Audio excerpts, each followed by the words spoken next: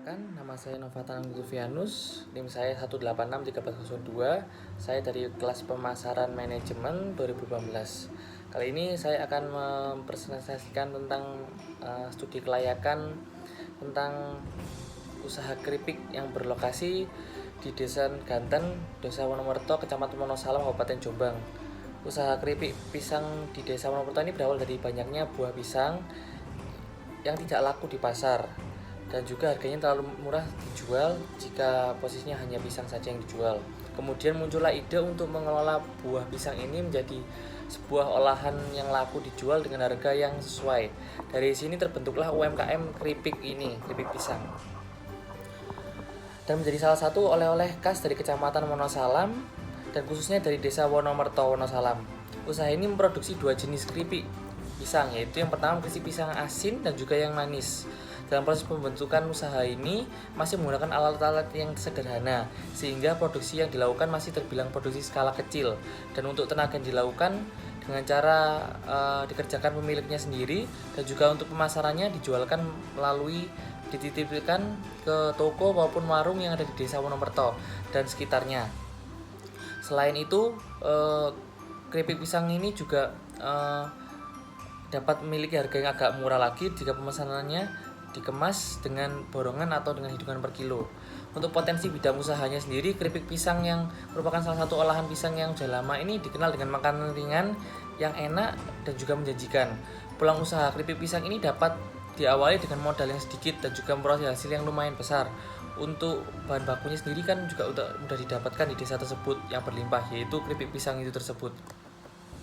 Tapi terkadang bahan baku juga diperoleh dari luar Desa Wonomerto, jadi tergantung kan. Kalau pisang bisa juga musim-musiman juga. Dan untuk peluang pasar dari keripik pisang ini sangat luas, selain juga disukai untuk semua orang dan juga dapat dititipkan juga, dan hampir semua khalayak suka dengan keripik pisang. Dan juga dapat dititipkan di wisata yang ada di Wonosalam. Contohnya di Wonosalam sendiri kan memiliki banyak keindahan seperti daerahnya ataupun alam ya. Lah, di situ kan banyak juga warung-warung ataupun tempat wisata penjualan sebuah produk, itu juga jadi UMKM desa yang dapat dijual produk kembali. Tidak menutup kemungkinan juga untuk produk keripik pisang dari Wonomerto ini menjadi makanan khas dan juga untuk bisa dijual di luar wilayah Jombang juga, seperti di minimarket jika memiliki pasarnya yang tepat situ. Untuk aspek hukum bentuk badan usaha, usaha keripik pisang ini adalah salah satu UMKM yang termasuk dalam bentuk badan usaha perusahaan perseorangan. Menurut Ketua Umum Asosiasi UMKM Indonesia, Akomindo, M. Iksan Iktaburun, saat dihubungi Kompas.com Kamis, menyatakan bahwa pelaku usaha mikro kecil lebih tepat menggunakan perusahaan perseorangan, selain karena kapasitas skalanya masih kecil dan juga ketersediaan modal. Biasanya pelaku usaha mikro kecil memiliki modal yang sangat sedikit, sedangkan modal yang memiliki atau mendirikan PT harus menggunakan biaya yang mahal. Hal ini sesuai dengan usaha keripik pisang ini yang memiliki skala produksi yang masih kecil dan masih diurus oleh pemiliknya sendiri dan diproduksi oleh pemiliknya sendiri.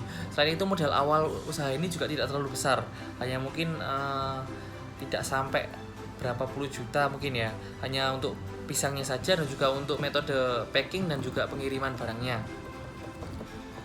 seperti itu. Untuk yang kedua, aspek lingkungan usaha keripik pisang.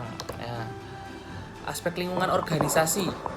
Aspek lingkungan organisasi atau yang bisa disebut dengan aspek internal dari usaha keripik pisang ini adalah sumber daya manusia yang menjalankan produksi. Alat yang digunakan saat produksi juga termasuk lingkungan internal.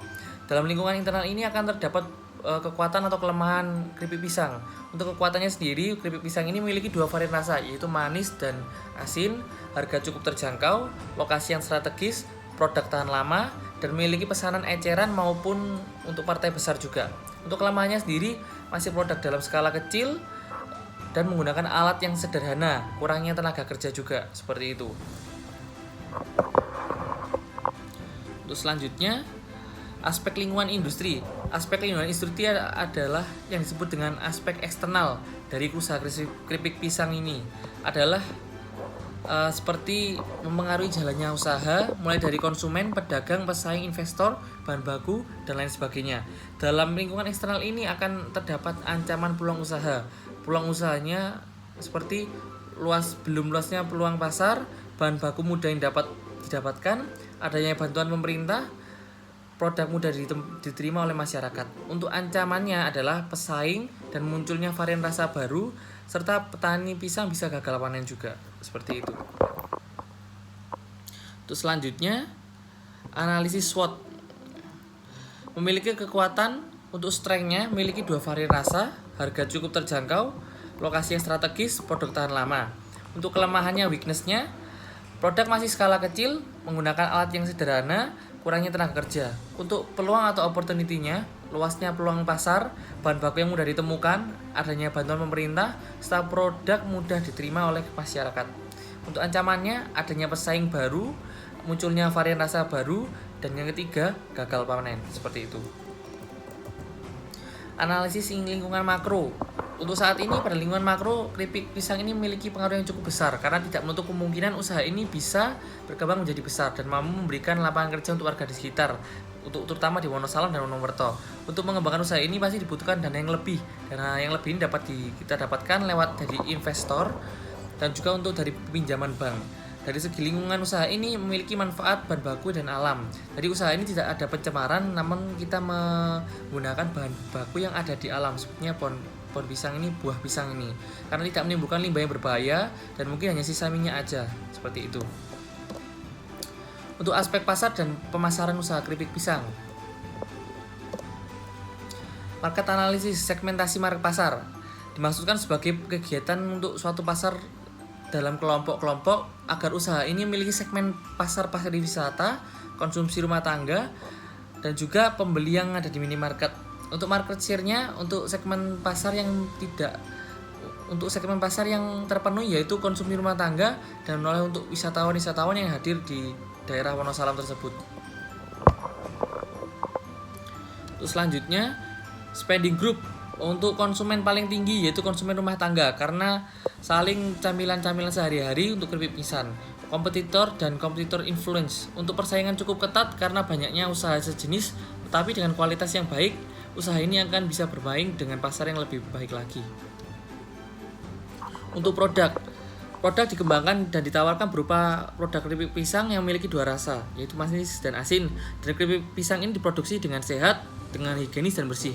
Untuk harganya memiliki ikatan antara pembeli dengan produsen. Harga ditawarkan kemasan 250 gram seharga 15.000. Harga itu tergolong terjangkau sesuai dengan produk yang ditawarkan, seperti itu. Untuk promosi, marketing mix. Promosi dilakukan dengan penjualan langsung ke tempat dan juga menitipkan ke toko-toko dan juga mungkin memberikan tester, dan jika rasanya memang cocok, biasanya akan dipromosikan oleh konsumen tersebut dari mulut ke mulut, seperti itu. Untuk lokasi ini cukup strategis, yaitu dapat dijangkau menggunakan motor maupun mobil. Hal ini dapat mempermudah sistem distribusi dilakukan secara langsung dari produsen langsung ke konsumen ataupun distributor, seperti itu.